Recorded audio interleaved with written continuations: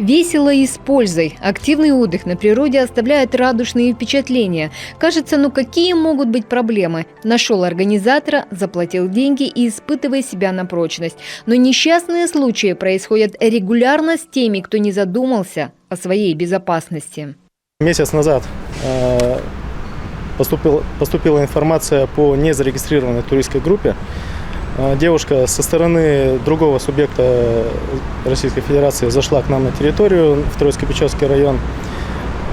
Где-то там повредила себе ногу. Ее же тургруппа оставила на базе туристской и ушла. Ни средств связи, ничего нет. Туристы из Свердловской области не регистрировались официально в МЧС. Сотовой связи в горах, как известно, нет. Из-за противоречивых данных поисковая операция пострадавшей затянулась.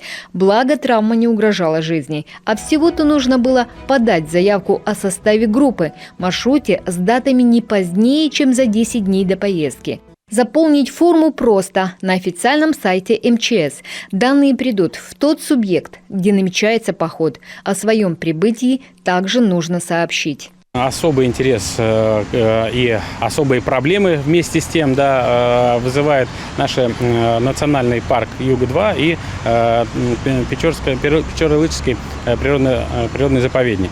Вот именно вот эти места, так как очень до них трудно добраться, они и являются самыми опасными на сегодняшний момент с точки зрения неподготовленного туриста и непроработанного маршрута.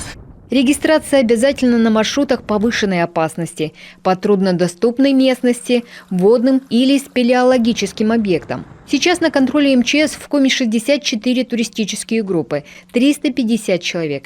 Передвижение отслеживают, готовы прийти на помощь в чрезвычайных ситуациях. Стихия непредсказуема. Опытный инструктор Павел Насонов уже вернулся с Урала. Туристам советуют тщательно готовиться к таким походам. Медицинская страховка, инструктаж, спецснаряжение и, конечно, правильно рассчитать свои силы. Сразу обговаривается, если кто-то не может, спускается вся группа вниз. Это однозначно. Ну и все на усмотрение инструктора. Если застигла непогода, туман, молоко, то есть там видимость очень плохая, тоже сразу спускаемся вниз. Все эти моменты, они изначально на собрании обговариваются, чтобы все понимали и знали, что если ему там станет плохо, то все пойдут вниз. Если кому-то станет плохо, то все пойдут вниз. Устные договоренности, нигде не учтенная оплата, путешествие инкогнито. В туристической индустрии достаточно примеров недобросовестных организаторов и неудачных вояжей. Заключенный договор возлагает ответственность за безопасность группы, пусть даже это короткий однодневный сплав по реке. Такие туры в связи с пандемией коронавируса и жарким летом стали популярны в Коми. Если вы заходите на водный объект, то тогда за 3 дня до выхода на маршрут нужно обратиться в подразделение ГИМС для того, чтобы оно осмотрело ваши плавсредства, провело с вами инструктаж, осмотрело ваши спасательные жилеты. И только после этого выходить. Ну что, мы отправляемся в путь.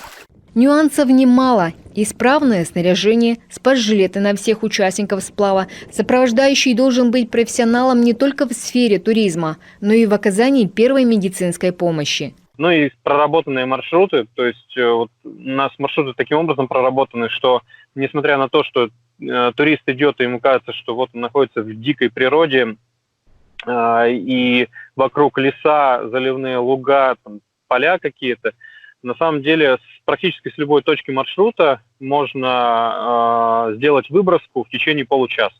То есть вызвать там скорую помощь, спасателей, там, кого угодно. И в течение получаса человек будет находиться уже в крупном населенном пункте, где ему могут оказать непосредственно там, медицинскую помощь или другую помощь. Еще больше рисков в самостоятельных путешествиях. Именно с неподготовленными туристами чаще возникают проблемы, говорят спасатели. Простые меры – регистрация маршрута в МЧС, инструктаж специалистов могут сыграть решающую роль в сложных ситуациях. Елена Кононова, Ольга Коняева, Виктория Денисова, Олег Жуковский, телеканал Юрган.